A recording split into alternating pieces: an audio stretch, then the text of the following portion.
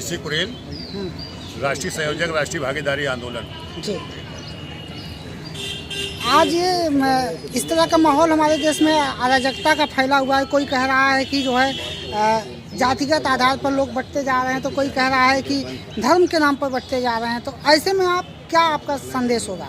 देखिए, भारत देश एक बड़ा देश है और इसमें आज से नहीं, ये पहले भी अराजकता थी। वो तो अराजकता इस तरह की थी, लोगों को जो इंसान से जो है इतनी दूरी कर दिया कि वो जानवर की स्थिति पर पहुंचा दिया। और एक समय ये था कि यहाँ पर पीछे झाड़ू, आगे मटकी लटकाने का काम किया। तो इसी व्यवस्था के लोगों ने किया था जो आज व्यवस्था सरकार में है।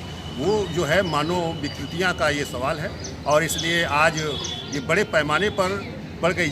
ऐसी व्यवस्था जब जब आगे रूप लेगी तो मानव के खिलाफ काम करेगी। अब वो मानव के खिलाफ काम कर रहा है। ये कहिए तो किस तरह का आंदोलन अभियान आपके माध्यम से लाया जा रहा है? हमारे माध्यम से हम ये चाहते हैं कि जो इस देश के संविधान को मान रहे हैं, जो संविधान के तहत चलना चाहते हैं, क्योंकि जब भारत आज़ाद हुआ था तो उस समय ये विकृतियाँ खत्म हुई थी और एक दूसरे के साथ प्यार मोहब्बत के साथ लोगों ने एक बड़ी ताकत बनाई थी, जिसके कारण से इस देश का जो शासक अंग्रेज थे वो भी देश छोड़ के चले गए। आज उस पर नज़रअंदाज लोग करते रहे, क्योंकि ये इंसानियत इनकी ज़िंदगी रही है, तो ये एक दूसरे के प्यार मोहब्बत से जीते रहे।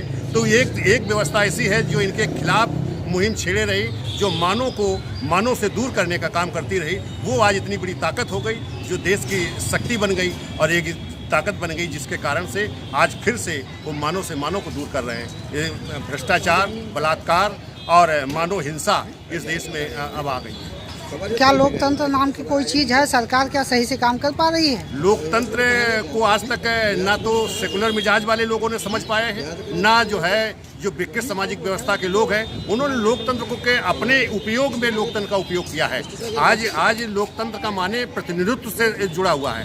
अगर इस देश में हर स्तर पर प्रतिनिधित्व कायम हो जाए तो लोकतंत्र सही रूप से काम कर सकता है। जब तक प्रतिनिधित्व को नहीं जोड़ा जाएगा, जब तक प्रतिनिधित्व का माने यह है कि चाहे न्यायालय हो, चाहे राजसत्ता हो, चाहे प्रशासन हो, वहाँ से इस देश के कल कारखाने हो, हर जगह इस देश में धर्म और जाति समुदाय जो है उनका प्रतिनिधित्व काम करता हो, उसके साथ प्रत्येक स्तर पर प्रतिनिधित्व हो, तब ये प्रतिनिधित्व लोकतंत्र सही रूप से काम करेगा। अब होली का त्यौहार आ गया है, इस ऐसे में क्या संदेश देना चाहते हैं समाज को? देखिए, संदेश तो ये है कि सभी लोग मिलजुल कर जो है अपने एक दायरे में रहते हुए रंग वगैरह जो खेलें और बहुत बड़ा उत्पाद न मचाएं और नशे का, मादक पदार्थों का सेवन न करें, तभी ये सही में सौहार्द रह सकता है। क्योंकि होली का जो त्यौहार है तो अलग अलग तरीके से देखा जाता है। होली तो बहुत समय से चल रही है, बहुत काल से भी होली चल रही। चूँकि जब ये नया अनाज आता था तो उसकी खुशी में ये होली मनाई जाती थी, लेकिन बीच में ऐसी विकृतियाँ आई जो समाज आज ताकत में है।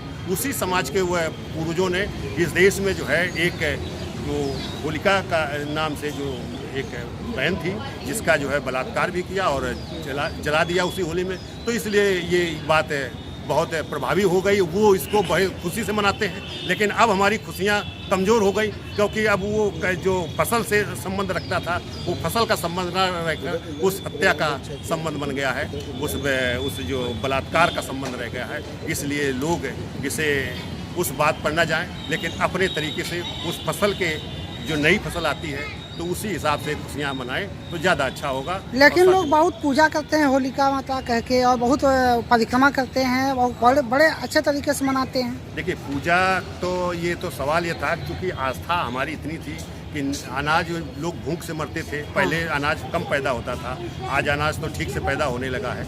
तो पहले अनाज जब पहला कट के आता था तो उसकी रोटी खाते थे उसी दिन, और उसी दिन उसको जो है एक खुशी मनाते थे। तो आज उसी लिए पूजा करते थे। तो वो प्रवृत्ति तो वही बनी है, हाँ। लेकिन उस प्रवृत्ति को उन्होंने तोड़ा है।